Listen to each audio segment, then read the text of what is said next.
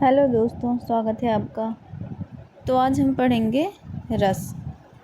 तो सबसे पहला एक सवाल है आप लोगों से, क्या आपने कभी कोई गाना सुनकर खुशी महसूस की है? जैसे कि कोई रोमांटिक सॉन्ग सुनकर प्यार का एहसास होता है, या कोई दुख भरा गाना सुनकर आंखें नम होती हैं, और कोई देशभक्ति गाना सुनकर जोश आ जाता हो। यही जो हमारे मन में भाव पैदा होता है उसे ही रस कहते हैं। तो चलो देख लेते हैं रस की परिभाषा। यहाँ पर लिखा है, रस किसे कहते हैं। इसका परिभाषा है, काव्य, कविता, कहानी, नाटक या गीत को पढ़ने में अथवा सुनने में सहृदय पाठक श्रोता के हृदय में जो भाव उत्पन्न होते हैं उसे रस ही कहते हैं। आचार्य विश्वनाथ के अनुसार वाक्य रसनात्मक काव्यम, अर्थात जिस काव्य में रस हो वही श्रेष्ठ काव्य माना जाता है। इसका सरल भाषा में देखते हैं, कविता, कहानी, नाटक या गीत को पढ़कर या सुनकर हमारे मन में जो भाव उत्पन्न होता है उसे ही रस कहते हैं। रस के अंग, तो इसके 4 अंग हैं। पहला अस्थायी भाव, दूसरा विभाव, तीसरा अनुभव और चौथा संचारी या व्यभिचारी भाव। तो रस 9 होते हैं जिसे हम लोग पढ़ने जा रहे हैं। पहला श्रृंगार रस। श्रृंगार रस इसे कहते हैं। इसका स्थायी भाव होता है रत या प्रेम। जहाँ प्रेम, सौंदर्य, मिलन या आकर्षण का भाव हो वहाँ श्रृंगार रस होता है। एग्जाम्पल, जैसे राधा कृष्ण का प्रेम या प्रेम गीत। मान लो कोई लड़का लड़की एक दूसरे से प्यार करते हैं। जैसे कोई गाना हुआ, तुम ही हो। इस गाने को सुनते ही हमारे मन में जो प्रेम या अपनापन, मिलन का भाव आता है उसे ही श्रृंगार रस कहते हैं। सिंपल सी बात, जहाँ प्यार दिखे वहाँ श्रृंगार रस होता है। हमारा दूसरा रस है हास्य रस। इसका स्थायी भाव हो जाएगा हास्य। परिभाषा देखते हैं, जहाँ हंसी या निवेद का भाव उत्पन्न हो वहाँ हास्य रस होता है। जैसे जब कोई मज़ेदार कविता, चुटकुला या कॉमेडी या गीत को सुनकर हमें हंसी आने लगे, हम अपने मन पे कंट्रोल ना कर सकें और हंस दें, तो वह हास्य रस हो जाएगा। अगला है करुण रस। हमारा तीसरा क्या है? करुण रस। इसका स्थायी भाव हो जाएगा शोक, यानी कि दुख। इसका परिभाषा है, जहाँ दुख, वियोग या करुण का भाव उत्पन्न हो वहाँ करुण रस होगा। एग्जाम्पल, राम का सीता वियोग, किसी प्रियजन की मृत्यु। जैसे कि मान लो माँ अपने बेटे से दूर हो गई, या गाना ही देख लो जैसे लुका छुपी, ये कितना इमोशनल कर देता है। इसे सुनते ही आंखें नम हो जाती हैं और मन उदास हो जाता है।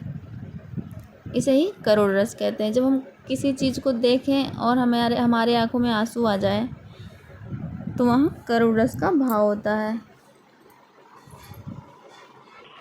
हमारा चौथा है रौद्र रस। रौद्र रस, इसका स्थायी भाव होगा क्रोध। परिभाषा देखते हैं, जहाँ क्रोध या रोष का भाव उत्पन्न हो वहाँ रौद्र रस होता है। जैसे भगवान शिव का तांडव, अन्याय के विरुद्ध क्रोध। हम मान लेते हैं, मान लो किसी ने किसी गरीब पर अत्याचार किया, या देखकर मन में गुस्सा आता है कि गलत करने वालों को सज़ा मिलनी चाहिए। इसे ही रौद्र रस कहते हैं। यानी कि अन्याय देखकर जब क्रोध आए तो वहाँ रौद्र रस ही होगा। 5वां है वीर रस। इसका स्थायी भाव हो जाएगा उत्साह। इसका परिभाषा है जहाँ साहस, पराक्रम और उत्साह का भाव उत्पन्न हो वहाँ वीर रस होता है।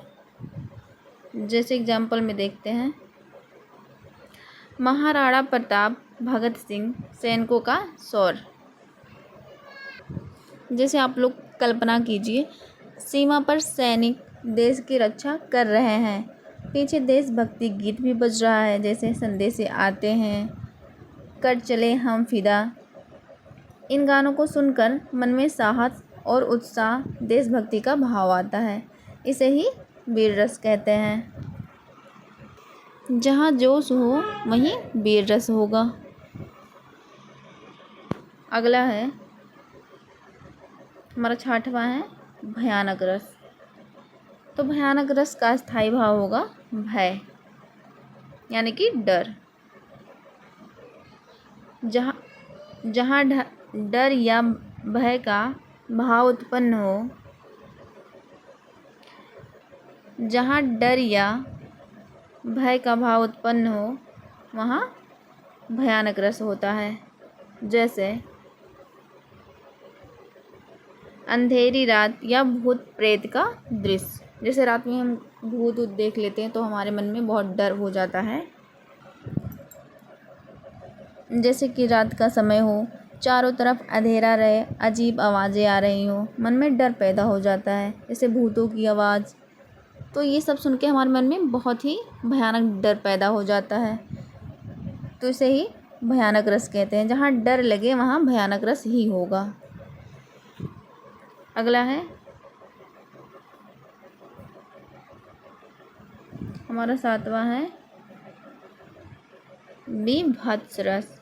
इसका अस्थायी भाव होगा, इसका अस्थायी भाव हो गया जुगुप्सा या घृणा। जहाँ घृणा या वितृष्णा का भाव उत्पन्न हो वहाँ बीभत्स रस होता है। जैसे सड़ी गली वस्तुएं या गंदगी चीज़ें।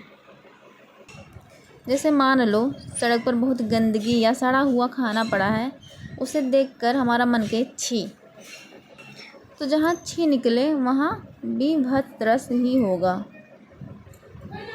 आई होप आप लोग को अच्छे से समझ में आ रहा होगा। हमारा अगला है 8वां रस है अद्भुत रस। इसका स्थायी भाव हो जाएगा विस्मय। जहाँ आश्चर्य या चमत्कार का भाव उत्पन्न हो वहाँ अद्भुत रस होता है। जैसे कोई अद्भुत दृश्य या असाधारण कार्य। जैसे कि कोई छोटा बच्चा बहुत ही कठिन प्रश्न हल कर रहा हो, सब लोग आश्चर्य से कहें वाह कमाल कर दिया, यानी मन में आश्चर्य उत्पन्न हो जाए। जैसे कोई काम वो ना कर पाए और अचानक से कर दे, तो इसे ही अद्भुत रस कहते हैं। जहाँ वाह निकले वह अद्भुत रस होगा। अगला है शांत रस। हमारा 9वां है शांत रस। इसका अस्थायी भाव हो जाएगा निर्वेद या वैराग। इसका परिभाषा होगा जहाँ वैराग, संतोष और मन की शांति का भाव उत्पन्न हो वहाँ शांत रस होगा। जैसे संत महात्माओं का जीवन, भक्ति और ध्यान। सुबह मंदिर में भजन चल रहा है या कोई ध्यान कर रहा है, मन बिल्कुल शांत और प्रसन्न हो गया हो, यही शांत रस होता है। जहाँ मन को शांति मिले वहाँ शांत रस ही होगा। तो ये थे हमारे 9 रस। तो आप लोगों को अच्छे से समझ में आ गया होगा। तो चलो मैं ये पूछती हूँ, अगर मैं वंदे मातरम सुनाऊँ और आपके अंदर जोश आ जाए तो कौन सा रस होगा? बताइए, कमेंट बॉक्स में बताइएगा। अगर मैं आपको कोई सैड सॉन्ग सुनाऊं और वो गाना सुनते ही आपकी आंखों में आंसू आ जाए तो वहाँ कौन सा रस होगा? आप लोग कमेंट बॉक्स में ज़रूर बताना। अगर वीडियो अच्छी लगी हो तो like, comment, share and subscribe करना बिल्कुल भी ना भूलें। मिलते हैं अगली वीडियो में। धन्यवाद।